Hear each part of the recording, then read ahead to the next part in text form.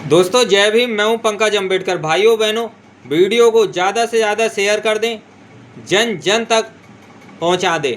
मन दुखी हो जाता है जब हम आज भी सुनते हैं कि जाति के नाम पे, क्षेत्र के नाम पे, भाषा के नाम पे, धर्म के नाम पे लोगों का उत्पीड़न हो रहा है, लोगों के साथ मारपीट हो रही है। हमारे महापुरुष भी जातिवाद से लड़ रहे थे, मनुवाद से लड़ रहे थे, आतंकवाद से लड़ रहे थे, और हम भी इसी मनुवादी नामक आतंकवाद से आज भी लड़ रहे हैं। देश बर्बाद हो रहा है और सत्ता जिनके हाथों में है वो मनुवादियों को संरक्षण दे रही है। भारत को बर्बाद करने की पूरी प्लानिंग मनुवादियों द्वारा रच दी गई है। आज 21वीं सदी में जाति, धर्म, क्षेत्र, भाषा के आधार पर इतनी नफरत फैला दी गई कुछ लोगों के द्वारा सत्ता पाने के लिए, और आज ये नफरत ऐसी फैल गई है कि मनुवादी गुंडे किसी भी एक व्यक्ति को जाति, धर्म, क्षेत्र के आधार पर घेर लेते हैं। 10-20 लोगों का झुंड सुअरों की तरह आता है और एक व्यक्ति पर टूट पड़ता है। कहीं कहीं तो उस व्यक्ति की हत्या भी हो जाती है, कहीं उसके ऊपर मॉब लिंचिंग करते हैं और कहीं उसके ऊपर झूठा छेड़खानी का आरोप लगाते हैं। हरियाणा के पर्यटक हमारे उत्तराखंड में आए थे और उत्तराखंड में कुछ मनुवादी क्षेत्रीय गुंडों ने उनके ऊपर झूठा छेड़खानी का आरोप लगाकर उनको निर्वस्त करके पीटा। इनको ये अधिकार किसने दिया कि पर्यटकों के साथ बदतमीजी करो? यदि किसी पर्यटक की कोई गलती भी है तो उसके लिए पुलिस है, कानून है, उसको पकड़ के पुलिस को दो। ये खाली क्षेत्र के नाम पे, जाति के नाम पे, धर्म के नाम पे, भाषा के नाम पे एक व्यक्ति को पकड़कर झूठा छेड़खानी का आरोप लगाकर उसके साथ मारपीट करते हैं। दोस्तों, विदेशों में ये लोग जा रहे हैं, विदेशियों को कोई परेशानी नहीं है, बीच में जा रहे हैं उनके साथ। यहाँ के भारत के कुछ लोग जाते हैं, हमारे ही लोग जाते हैं, वो विदेशियों के साथ फ़ोटो खिंचाते हैं।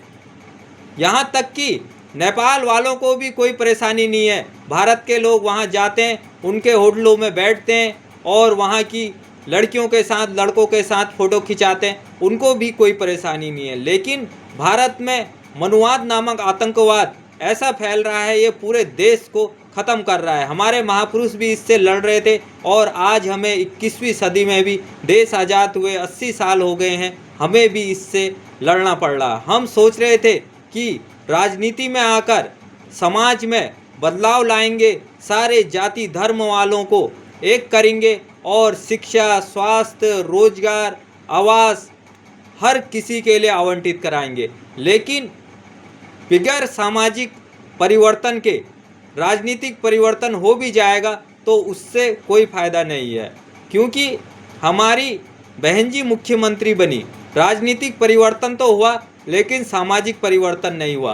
राजनीतिक परिवर्तन करने से पहले हमें सामाजिक परिवर्तन करना जरूरी है, और सामाजिक परिवर्तन करते करते हम एक अच्छे समाज सुधारक जरूर बन जाएंगे।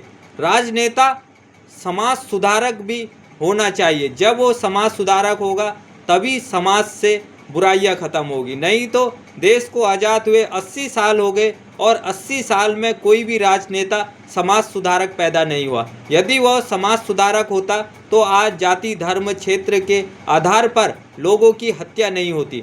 अमेरिका में नेता समाज सुधारक हैं, वहाँ जाति, धर्म, क्षेत्र के आधार पर हत्या नहीं होती है। लेकिन भारत में अंबेडकर जी के बाद कोई भी नेता समाज सुधारक पैदा नहीं हुआ। अब समाज को सुधारने के लिए हम आए हैं और हम इस जातिवादी समाज को जरूर सुधारेंगे, चाहे हम राजनीति में स्थापित हो सके या ना हो सके। लेकिन जो भारत में मनुवाद फैल रहा है, जाति आतंकवाद फैल रहा है, इसको हम जरूर ख़त्म करेंगे। दोस्तों, मनुवादियों का ये कहना है कि कोई भी व्यक्ति कपड़े पहनेगा हमारी मर्जी से पहनेगा, शादी करेगा हमारी मर्जी से करेगा, खाना खाएगा हमारी मर्जी से खाएगा, घूमेगा हमारी मर्जी से घूमेगा, जो तय करेंगे हम करेंगे। और इस मनुवादी नामक आतंकवाद से निपटने के लिए पुलिस प्रशासन तो दूर की बात हो गई, हमारी बॉर्डर फोर्सें, आर्मी तक इस मनुवादी आतंकवाद से नहीं निपट पा रही है, पूरी तरह से फेल है। और भारत में विचारों से परिवर्तन लाकर इस मनुवादी आतंकवादी विचारधारा को ख़त्म करके मानवतावादी विचारधारा लेकर आनी है। दोस्तों, मुजफ्फरनगर से एक बहुत ही दर्दनाक खबर सामने आ रही है।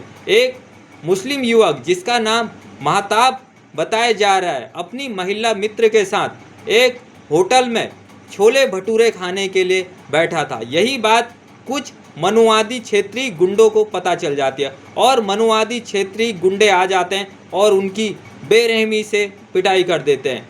इन गुंडों के नाम गौरव शर्मा, कुलबीर, शुभम, प्रशांत बताए जा रहे हैं। यदि इनके ऊपर कठोर कार्रवाई हो जाएगी, आइंदा कोई मनुवादी गुंडा इतनी हिम्मत नहीं कर पाएगा कि झुंड बनाकर आके किसी के साथ मारपीट कर सके।